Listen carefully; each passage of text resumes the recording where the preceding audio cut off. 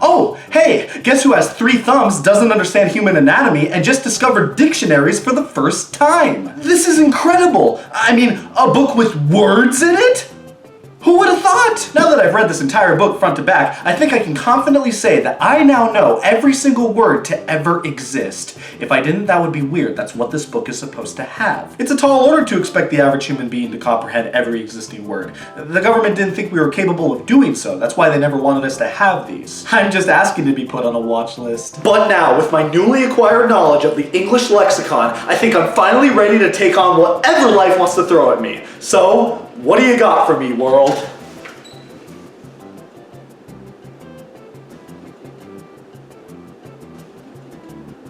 Words. We've all used them before. Whether or not you want to admit it, you've frequented a sentence here or there. But sometimes words can be hard to understand, which is why we as humans often go, Ugh! Oh. Finding substitutions for words is a common practice, and more often than not, it's for the greater good. Whether that be for the sake of clarification or ease of access when writing a message, using these types of words is usually in the better interest of all parties involved. These words are what's known as slang, a term deriving from the use of such words being akin to throwing out or slinging phrases, which is more than often how they're used, thrown out rapidly in a casual setting to make a quick point. Yeah, I could text you a message saying that the video you share with me made me laugh out loud, but why not save myself a couple seconds and just type LOL? You know, just texting the letter O would be shorter. And slang isn't anything new to the world of language. Even throughout the years as early as the 1700s, English speakers have always found ways to abbreviate the terminology they're using. Hell, even a ton of non-English speakers. Needless to say, this is a universal concept. But there's a reason why you don't use the term LOL in your high school papers. And I'm still trying to figure out what that reason is. Yeah, while finding abbreviations for words can be more than convenient, the practice is often seen as informal, which is not an informal way of saying f***ing goofy. You're not gonna get any points from folks with a higher register for throwing out the word sus. You'll get them from me though. Yeah, please, take it. Just get the hell away from me. But even still, slang is commonly used throughout all sorts of facets of modern day life. And just like humans, the types of slang we use and the ways that we use it are constantly evolving. Well, evolving implies growth, so I guess this would be more so de-evolving. It's whatever, Darwin was a f*** anyways. And hey, oftentimes, we don't think twice about the stuff that comes out of our mouth nowadays. Why would we? So why not take a moment to overanalyze modern day slang and take all the fun out of speaking words? And what better place to start than Grandma's worst f***ing nightmare. Yes, I would argue the biggest offender of the usage of modern day slang is the smart device. Objects such as cell phones, tablets, smartwatches, anything you can text other people on, you're more than likely committing an English class felony on. With texting becoming one of, if not the most common practice of communication today, it's no surprise human beings have used it as an opportunity to justify speaking informally. And we're gonna have to talk about these for a second before we're ready to confront the likes of this. Now, classifying these to be a type of slang is definitely up for debate, considering I don't really know if you can call these words, but taking into consideration that they're often used to get a quick point across and are typically used in more casual and informal settings, we'll be grouping them in as such. First up, let's take a look at LOL. Stands for laugh out loud, fairly understandable. This is the epitome of all modern day texting slang, a term that most likely would have never been invented if it wasn't for the medium of digital instant messaging. It's simple, you text LOL when you find something funny. There are of course a slew of variants of this acronym, such as LMAO or ROFL, but LOL is definitely the most common and generally the most commonly understood. But when you take a step back and look at it, I mean, how often are you actually stating your truth with this? I feel like most of the time when I type LOL to somebody, I don't actually laugh out loud at whatever I'm responding to. Wow, Antonio, that was such a unique observation. Why don't you just tell us your opinions on the energy crisis already? Yeah, this isn't necessarily a controversial stance on the whole subject, but you gotta admit, it's fairly odd considering that most of the time, we don't even bat an eye when we do this. But hey, I don't think anyone's losing sleep over this whole debacle. These acronyms have always just been used to acknowledge when you find amusement in something that someone said. And if that's the whole purpose they intend to serve, they do the job. But why can't we just be honest with each other? It stands for I acknowledge that you made an attempt to be funny. Damn. While LOL is one of the most common abbreviations used in texting culture, its usage is quite unique in the grand scheme of the digital messaging landscape. The term laugh out loud was never used in any other context before digital messaging was popularized. It's not like folks went around town saying it to other people in real life. Yeah, that would be crazy. No, more often than not, text acronyms are used to save time when typing out a message that's common enough to be understood by the masses. Take, for example, BRB. Stands for be right back. Pretty simple. Use it when you're telling someone you're leaving for a short period of time. Yeah, I could just write out the full phrase, but man, life is short. Imagine all the time I'd be wasting if I decided to go through with that. Be right back.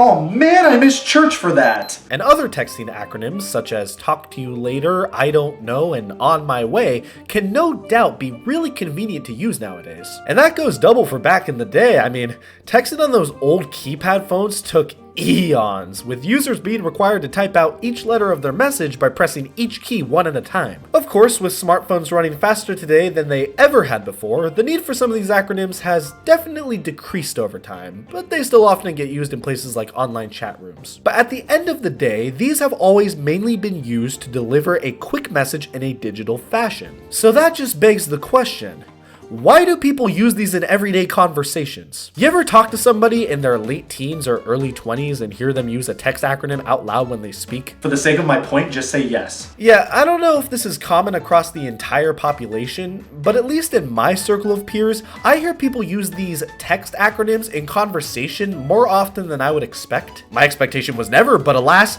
here we are. I've heard people say things like BRB, IDK, OMG, TBH, and LOL in actual verbal exchanges before, and it's jarring? I guess it's seen as quirky by a lot of people, and then there are the people that just do it as a joke.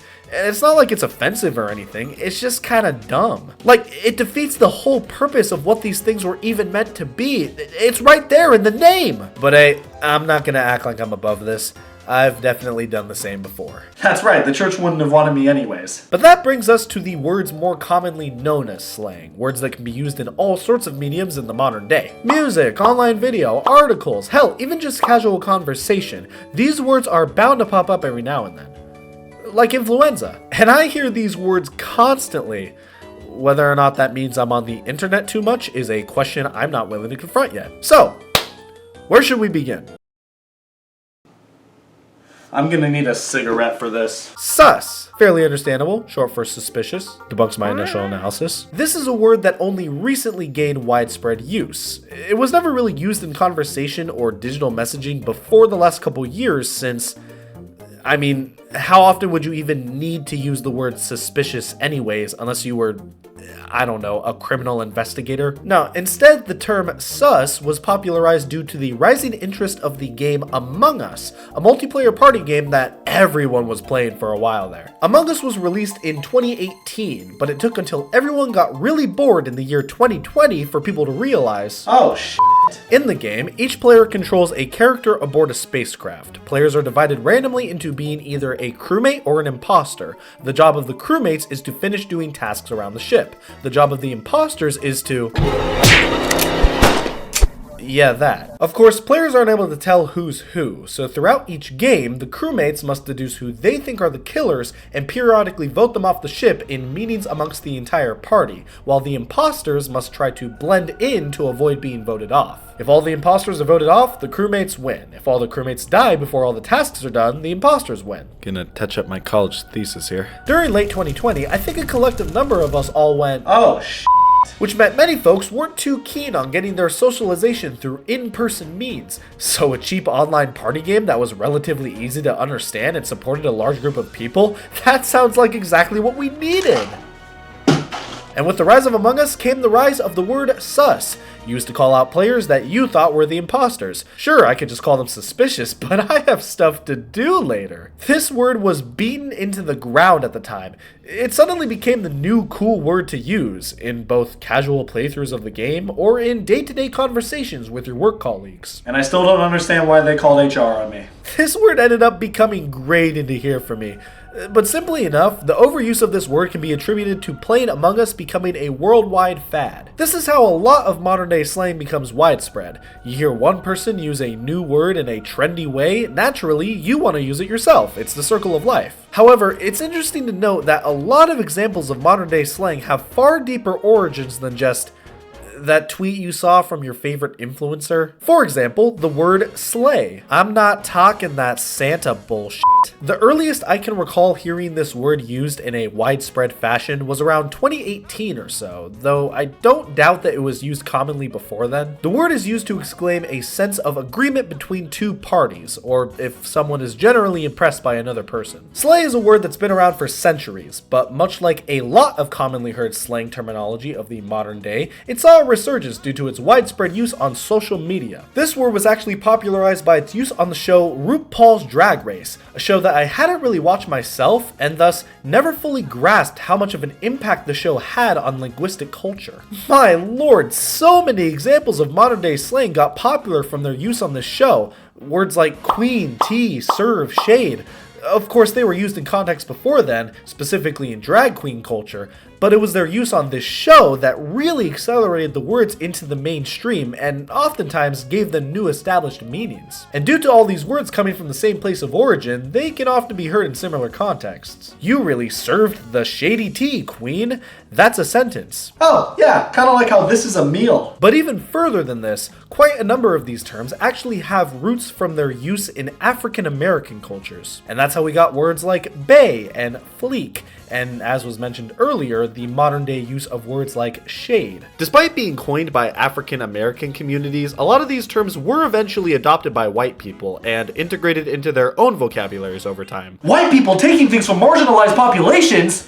What? Now, when it comes to discussions on whether or not this happening is a good thing, results can be fairly divided. On one hand, it's bringing more attention to minority communities, and can be seen as highlighting just another example of the influence they have on our society today, which is a far cry from how they were seen decades beforehand. However, it can also be seen as somewhat patronizing, or even downright insulting, as many times white communities, or simply uneducated parties, can use these words so frequently and inappropriately that it can water them down, so to speak, and cause more of a negative stigma around their use. Essentially, a form of cultural appropriation. This is all a valid point, even though most of the time, I'd say a lot of the widespread use of these terms doesn't really boil down to an intent to harm or belittle minority communities. Now, oftentimes, it's just a matter of a bunch of people hearing the same word repeated over and over again on social media, and since it's trending, everyone decides to hop on the bandwagon. But it can't be understated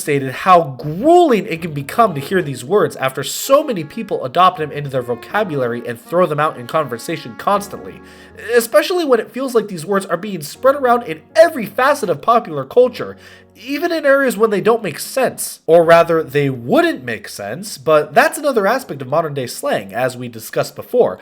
A lot of the time, the words that trend on social media are derivative of already existing words, or in some cases, just flat out are existing words. But their meanings morph and change over time, depending on the context of when and how they're used. There isn't just one definition for many words out there, especially when considering how they're used in informal settings. Like the word shade, for example. For years, this was used to describe shelter from a source of light, and while it's still used this way in most scenarios, it's also used to describe an expression of disgust or ridicule for another person. Even if a word was never used in a certain way for years beforehand, at the end of the day, the human race has all the power in the world to decide how they're used going forward. We make these words make sense. Much like how my digestive tract makes fecal matter. Yeah, whether or not the evolution of specific words can yield a good or bad result is very much up in the air, and also completely subjective. However, I think it's safe to say that no matter what the word is,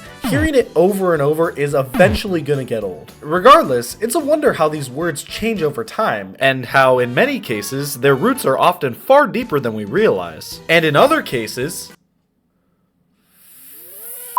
you ever look at the list of Oxford's words of the year from the last 20 years? It's only my favorite pastime. Well, if you did in regards to the year 2023, you would know that the word of the year that year was Riz. What the is this? Riz is another example of a slang term that stems from the shortening of an already existing word. that being charisma, or more specifically, romantic charisma. Basically, the ability to win over the romantic affections of another party. And this word can be used in a variety of ways. If you have charisma, you have riz. If you used your charisma effectively, you rizzed someone up. W-riz is successful riz, L-riz is unsuccessful riz. Somebody please shoot me. Now, to be fair, this word also originated in African American communities. However, it was its use by the YouTube and Twitch personality Kai Cenat that really brought it into the public eye. As far as I can tell, the word did exist before Cenat popularized it, but after he did so in mid-2021, the word spread like wildfire. A wildfire with like a 2-year delay. Yeah, even though Cenat started using the word riz back in 2021, it took a couple of years for it to really pick up steam. Oh, but once it did, it sure did. Suddenly, everyone was tweeting about it, saying it in videos and live streams, and worst of all, everyday life. And by 2023, the word riz took the world by storm. Well, it's a good thing I brought this umbrella. And that's how we got to this point. Look, on paper, there's nothing wrong with this word being used. It's just after constantly hearing it throughout 2023, I just couldn't stand it after a while. It's like, I love the movie Marley and Me, I could rewatch it all day, but after seeing a dog die for the 50th time, it starts to become a little too much, you know? But enough beating around the bush, let's address the elephant in the room. No. Yeah. This word, what does it mean? It means let's get the hell out of here! This word, pronounced gyat, was also used by Kai Cenat in 2021 amidst a few other well-known streamers, and also had a delayed rise in popularity, with it really taking the world by storm years down the line. Well, at least I'm prepared this time.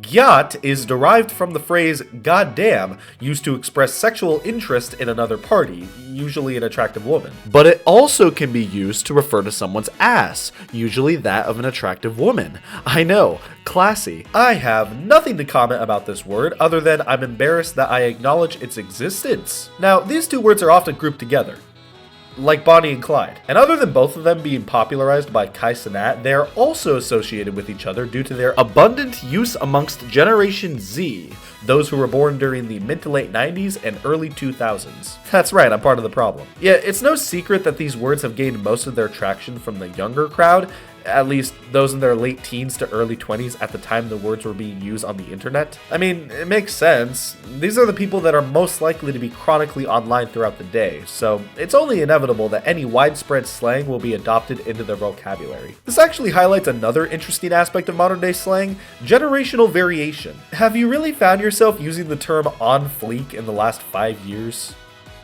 He did. As we move from one generation to the next, the slang we use changes. It's something to be expected, but also comes with that wonderful trend we all know and love, where each generation looks down upon the following generation and judges them for their defining attributes, lauding things were so much better when I was your age. It's interesting to note that at one point, words like rad and gnarly and dude were considered the rancid, informal speak of the current generation, but we obviously grew from that and can now appreciate the absurdity of such words being used, and in some cases, adopt them into our own vernacular. And if there ever comes a day when we look back at the word gyat with that same kind of sentiment, may God have mercy on us all. Now that we've discussed a variety of modern day slang, let's take a look at them all at once. Do you notice a pattern with the majority of these words? They're all quick, snappy words you can throw out at a moment's notice, and in the grand scheme of things, they're fairly easy to comprehend, assuming you have a fine grasp on the English language. Well, if that's how I feel about all of these words, surely I'm capable of handling any other terms the informal English dialect has to throw at me.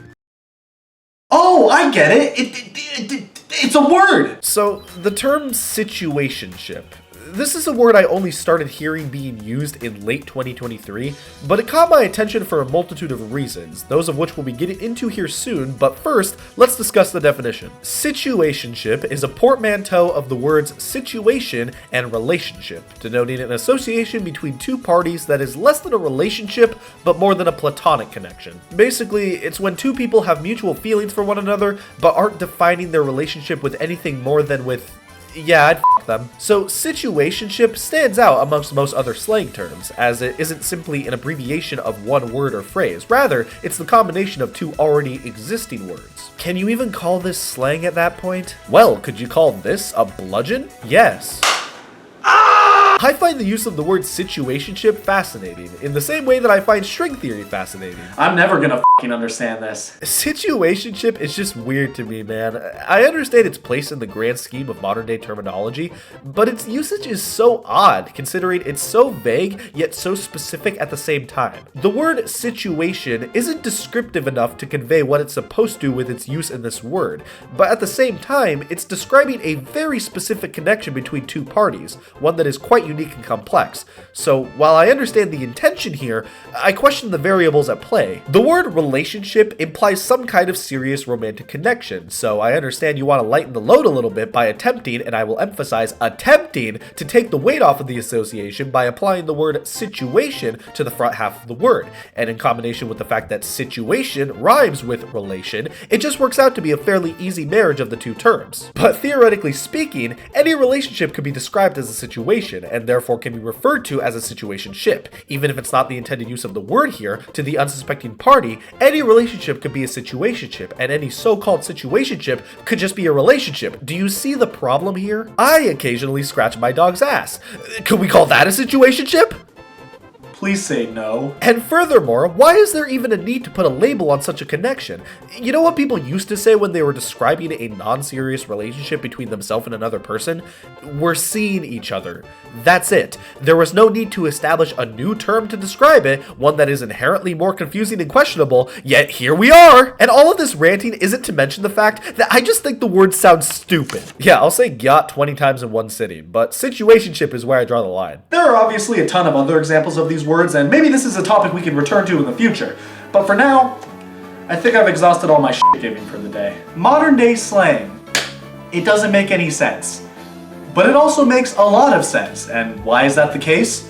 Because we made it that way. It was inevitable ever since the discovery of language itself. We were always bound to be led down this path, and we have to accept that. And while it's fun to bask in the absurdity of it all, I think we also have to appreciate it for what it is, as a creation of humankind. We wanted to find simple and easy methods of delivering messages further than just what was presented to us when we were born. So we invented those methods. That's part of the beauty of language. There are so many different ways to communicate with others, and modern day slang, whether you like it or not, is a very prominent means of communication. Finding substitutions for various everyday words is always going to be a thing, and it's usually for the better. And with online media becoming more and more integrated into our everyday lives, the amount of slang being used is only going to increase. Meaning as time goes on, physical dictionaries are kind of going to become obsolete. Dictionaries are great, but with the advent of the internet and new words being invented constantly in the modern day, it's impossible for these things to keep up. But hey, that doesn't mean these things don't hold any value. In a way, they can kind of be seen as time capsules, documenting the general scope of the English language at a given point in history, more specifically when they were printed. And for that alone, I have to commend them. But this one still doesn't have the word gyat in it, so I'm gonna have to act accordingly.